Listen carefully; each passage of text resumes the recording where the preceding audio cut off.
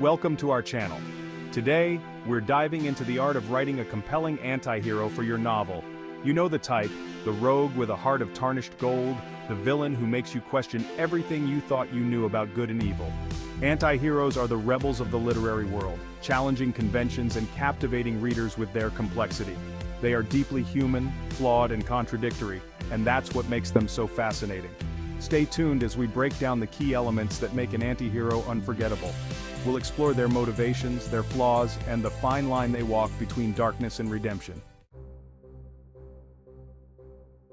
What makes an anti-hero tick? It's rarely as simple as a desire for power or wealth.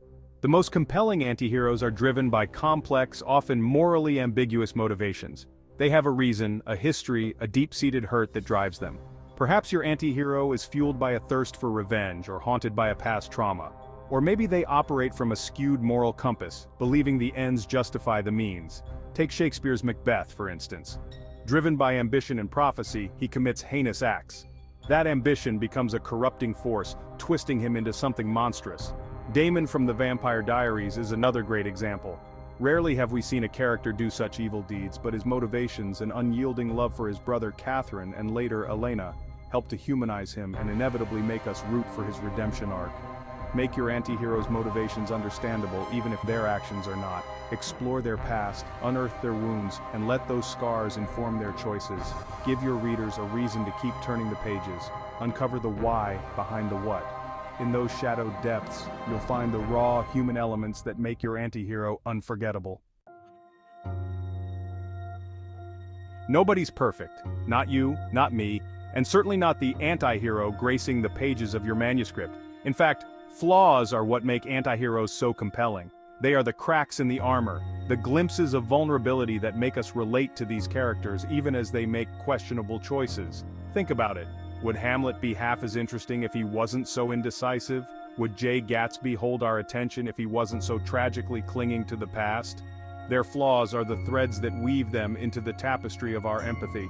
But how do you create relatable flaws? Start by giving your anti-hero some all-too-human weaknesses. Perhaps they're crippled by self-doubt, or maybe they're quick to anger, always letting their emotions get the better of them. These flaws should be believable, relatable, something your reader can recognize in themselves. Remember, flaws aren't just about bad habits or personality quirks. They can stem from past traumas, from societal pressures, from the very circumstances that shaped your anti-hero's worldview. Don't be afraid to make your anti-hero vulnerable. Let them make mistakes. Let them suffer the consequences of their actions. It's in those moments of weakness that their humanity shines through. Redemption. It's a word that carries a lot of weight, a beacon of hope in the often murky world of the anti-hero. But redemption doesn't always mean a complete transformation from villain to saint. For an anti-hero, it's often a messier, more nuanced journey. It's about growth, confronting their demons, and striving to be better. Take Severus Snape, for instance. For much of the Harry Potter series, he's a bully, a bitter man who seems to revel in making Harry's life miserable. But as the story unfolds, we learn that Snape's path has been fraught with loss and regret. The key to a compelling redemption arc is to make it feel earned, not forced. Let their transformation be gradual, a process of self-discovery. Allow your anti-hero to question their choices and wrestle with their inner demons. And remember, redemption doesn't always mean a happy ending. Sometimes, the most powerful arcs end in tragedy, a final act of sacrifice that redeems the soul. In the realm of storytelling, consistency is key, especially when dealing with morally complex characters like anti-heroes.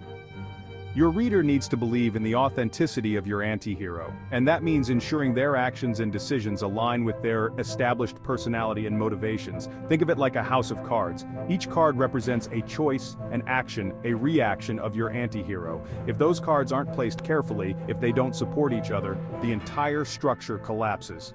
Let's say your anti-hero is a ruthless crime lord, feared for their cold-hearted pragmatism. Now imagine them suddenly performing an act of selfless generosity out of character. See the problem?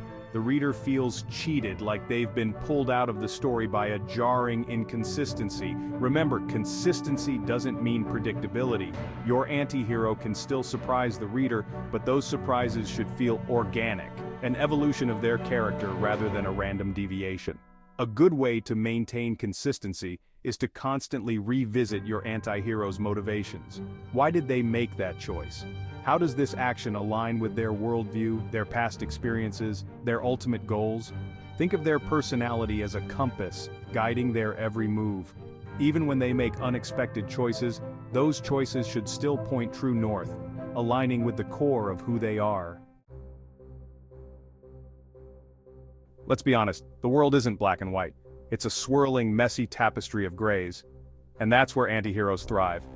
They challenge our perceptions of right and wrong, forcing us to confront the uncomfortable truth that morality is often subjective.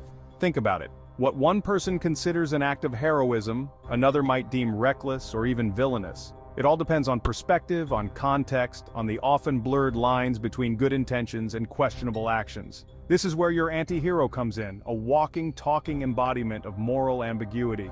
They might do something objectively wrong, but for the right reasons. They might break the law to protect their loved ones or manipulate others to achieve a greater good. The key is to make the reader question everything. Don't provide easy answers. Instead, present ethical dilemmas, moral quandaries that force the reader to confront their own values. Take, for example, Lisbeth Salander from The Girl with the Dragon Tattoo.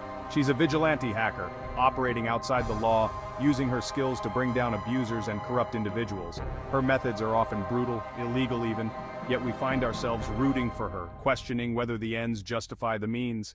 That's the power of moral ambiguity. It creates a sense of unease, of internal conflict, as the reader grapples with the complexities of your anti-hero's choices. Thanks for watching.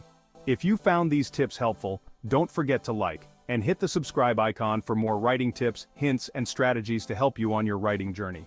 Remember, writing a compelling anti-hero is a journey of exploration, a delve into the shadowy depths of human nature.